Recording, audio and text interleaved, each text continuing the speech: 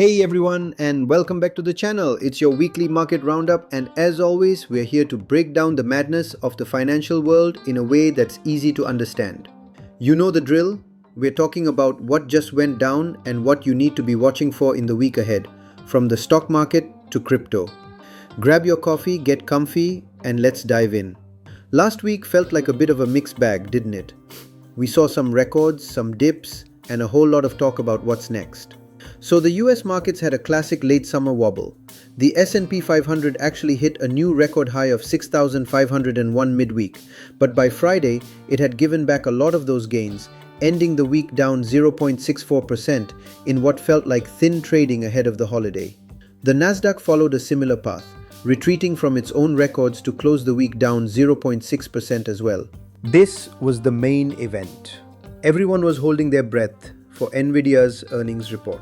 And while the company validated the AI boom with amazing numbers, the stock itself actually fell 3.3% afterwards. It seems like the market was just expecting a blowout so massive it would create a supernova. It's a classic case of buy the rumor, sell the news. Other big names like AMD and Broadcom also slipped amid this tech weakness. But it wasn't just about earnings. We saw some interesting rotations. While the giants were cooling off, some undervalued AI stocks like Pure Storage surged a whopping 32%, and Snowflake jumped 20% on their own earnings beats. This signals that traders are looking for new opportunities in the AI space, shifting from the chip makers to the data infrastructure players. And let's not forget the geopolitics. The revised Q2 GDP numbers came in strong at 3.3%, which was a positive sign for the economy. But on the other side of the coin, new tariff threats from the previous administration put a chill on supply chains for companies like Apple, Nvidia, and Broadcom. That kind of uncertainty can make even the strongest stocks feel a bit shaky. Gulf markets felt the ripple effect of global trade tensions. The UAE's ADX General Index fell 0.24%, and the Dubai's DFM eased lower as well, with both indices ending the week down. The main reason? Easing excitement over potential US rate cuts. Saudi Arabia's Tadawul All-Share Index also dropped 0.7%. It seems that without the big news from the US Fed, investors are taking a more cautious stance. But it's not all doom and gloom. We're seeing some interesting things happening on the ground. For example, ADNOC raised $317 million through a secondary sale. And on social media, there was a lot of buzz about penny stocks, dividend opportunities, and even dual listings between the Tadawul and ADX, showing how connected the region is becoming.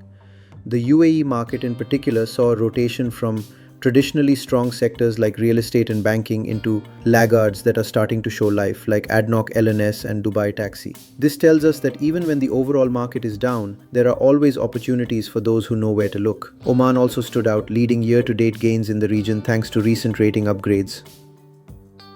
Indian markets also had a tough week. Both the BSE Sensex and the NSE Nifty 50 extended their losses for the third straight session, each dropping about 1.8% for the week. The main culprit? The same US tariff worries that were hitting markets worldwide. This was a bit of a surprise because earlier in the month, we saw some really strong gains. But the volatility persisted, and broader indices, especially mid and small cap stocks, were hit the hardest, falling over 3% weekly. On a brighter note, sectors like FMCG and IT showed some resilience, leading early gains before the global concerns took hold.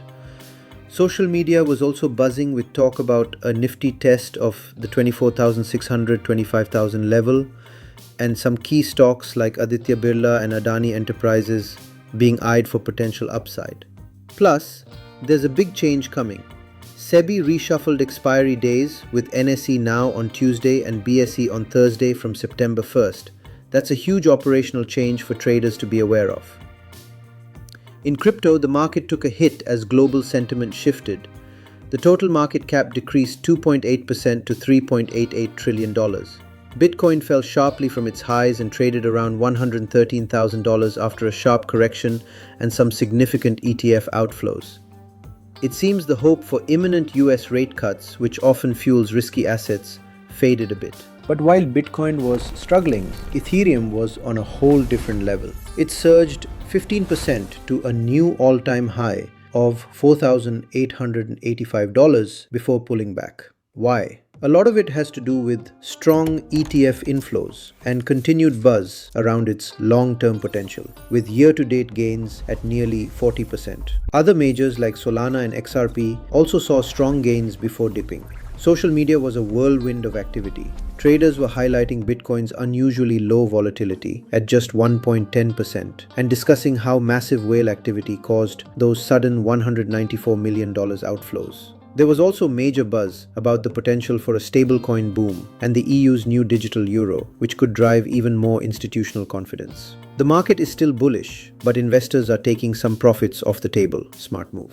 Alright, that was last week. Now let's look forward. We're officially in September, and a new month often brings new energy and new data. All eyes will be on key economic data releases this week, like the durable goods report, the final GDP numbers, and especially the PCE price index, which is the Fed's preferred inflation gauge.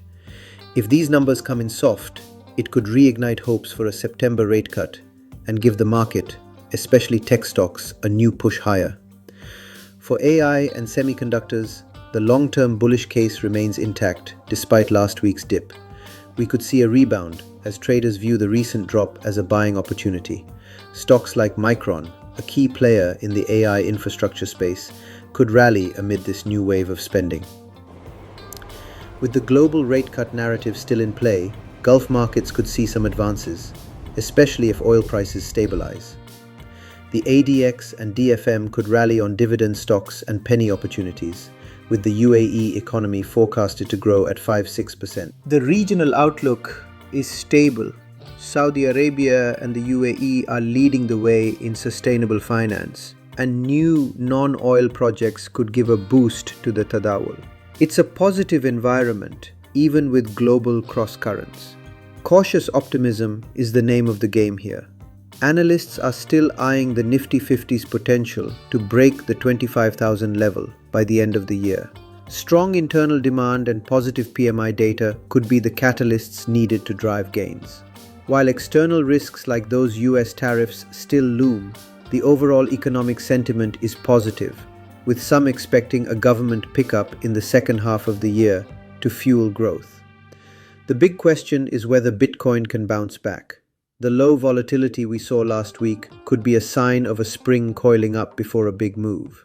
If rate cut momentum picks up again, we could see Bitcoin rally towards $130,000 or even higher. For Ethereum, the momentum is strong. Many analysts believe it could hit $5,500 or even $10,000 this week, fueled by continued ETF inflows and buzz around the EU's digital euro. It seems the bull market is far from over, with a lot of confidence heading into the final quarter of the year.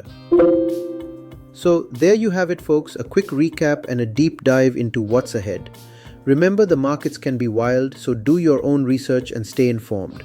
Let me know in the comments what you're watching this week. Thanks for tuning in, and don't forget to like this video and subscribe to the Zalwora channel so you don't miss our weekly updates. This is not financial advice. All information provided in this video is for informational and educational purposes only. Thanks for watching.